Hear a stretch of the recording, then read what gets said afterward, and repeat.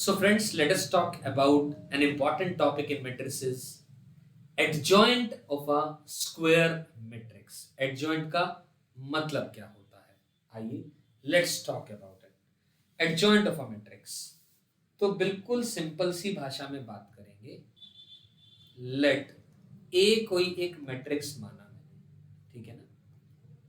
A I J इसी format में लिखते हैं हम लोग एलिमेंट्स को, ठीक है. आराम से सुने मेरी बात. कोई भी एक मैट्रिक्स है तो उसको हम कैसे लिखेंगे? A11, A12, A13, A21, A22, A23, A31, A32, A33, right. ये हमने कहा लेटस से कोई एक स्क्वायर मैट्रिक्स है. Obviously number of rose and columns same है तो ये मैट्रिक्स एक स्क्वायर मैट्रिक्स है. And let the matrix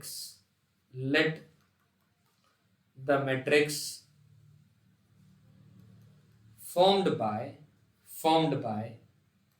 the cofactors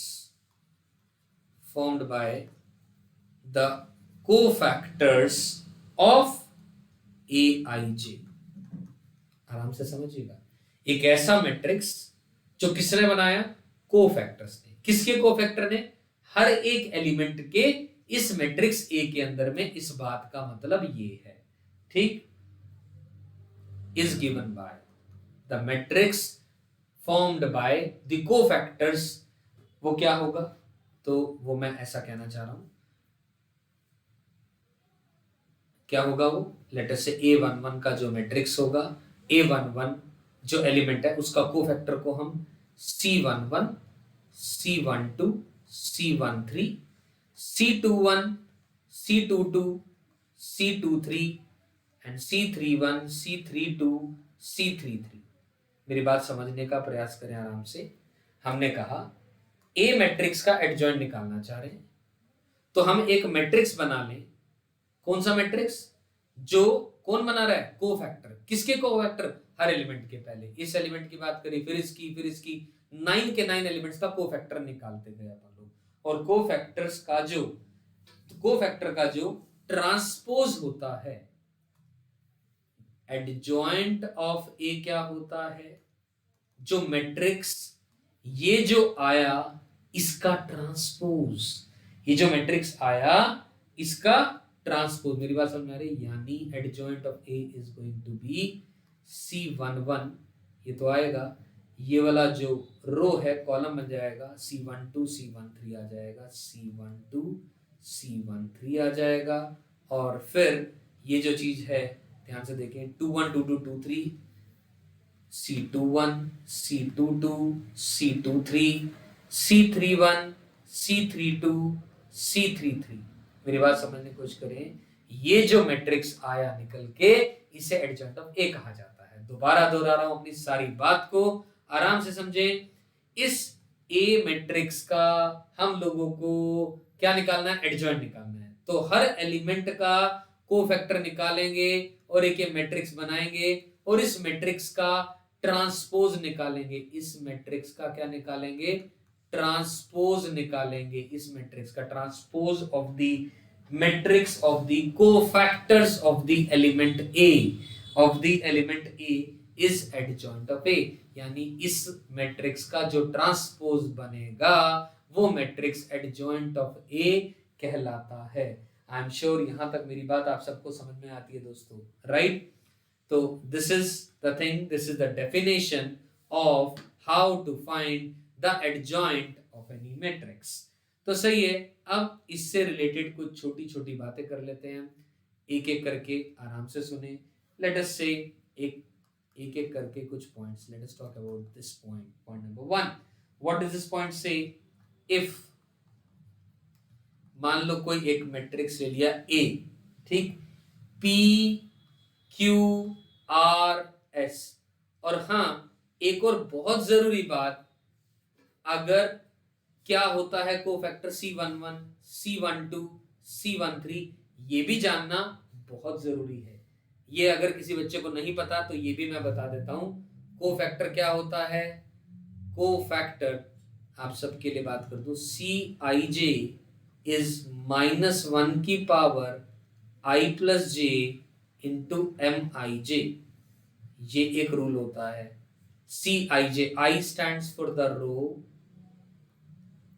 J stands for the column, I stands for the row, J stands for the column।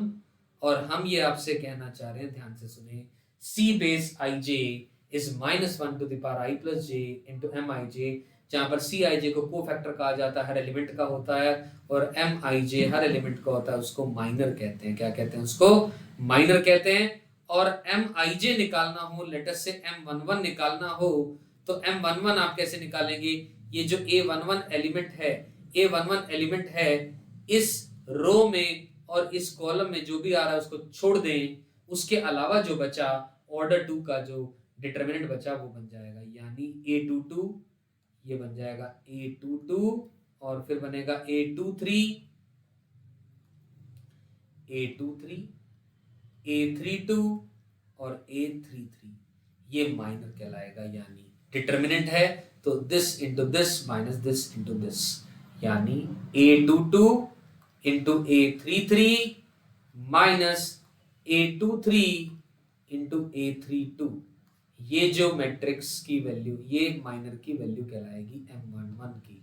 ठीक, M11 आया तो C11 आपके पास -1 की पावर 2 M11 आ जाएगा, यानी M11 के बराबर आ जाएगा। अगर रोज और कॉलम दोनों ऑड हैं या दोनों इवन नंबर है तो Cij Mij बराबर होगा, एल्स अबाउट माइनस साइन के साथ आएगा। मेरी बात समझने की कोशिश करें। You getting this point? दोबारा दोहरा रहा हूं अपनी बात को मैं यहीं पर ही, क्या कि Aij निकालने के लिए, इस मैट्रिक्स का एडजॉइंट निकालने के लिए हर एलिमेंट का हम कोफैक्टर निकालेंगे, वो एक मैट्रिक्स बनाएंगे। कोफैक्टर निकालने के लिए हमें माइनर का इस्तेमाल करेंगे। Cij -1 की power I plus J Mij होता है। Mij यानी M11, M12, M13, ये निकालने का तरीका, जैसे कि अगर मैं तुमसे पूछूं A32 क्या होगा, A32 क्या होगा का आंसर आप देंगे इस रो में और इस कॉलम में जो है उसको छोड़ दो, तो यानी A11 into A23 minus A21 into A13, ये वैल्यू होगी M32 की।